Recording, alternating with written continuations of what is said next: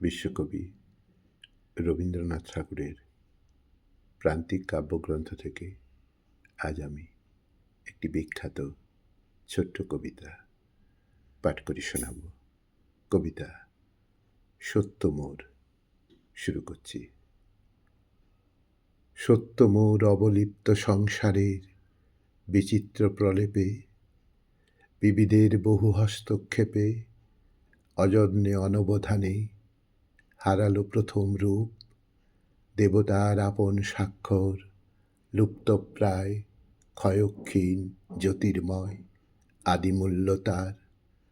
চতুষ্পদে দাঁড়ালো সে, ললাটে পণ্যের ছাপ নিয়ে, আপনারে বিকাইতে অঙ্কিত হতেছে তার স্থান পথে চলা সহস্রের পরীক্ষা চিহ্নিত তালিকায়।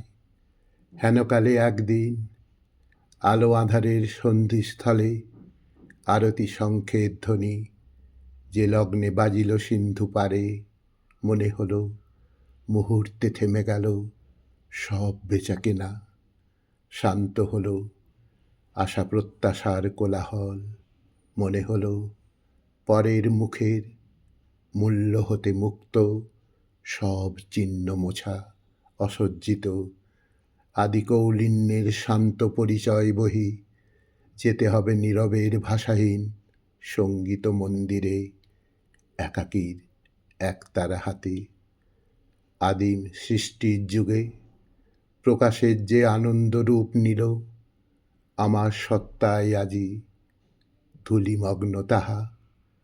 নিদ্রাহারা রুগ্ন বুভুক্ষার দীপধূমে কলঙ্কিত, তারে ফিরে নিয়ে চলিয়াছে মৃত্যু স্নান তীর্থতটে সেই আদি নির্ঝর তলায়। বুঝি এই যাত্রা মোর স্বপ্নের অরণ্য বিথি পারে, পূর্ব ইতিহাস ধৌত অকলঙ্ক প্রথমের পানে, যে প্রথম বারে বারে ফিরে আসে বিশ্বের সৃষ্টিতে। কখনো বা অগ্নিবর্ষী প্রচণ্ডের প্রলয় হুঙ্কারে, কখনো বা অকস্মাৎ স্বপ্ন ভাঙা পরম বিস্ময়ে। শুকতারা নিমন্ত্রিত আলোকের উৎসব প্রাঙ্গণে, শুকতারা নিমন্ত্রিত আলোকের উৎসব প্রাঙ্গণে।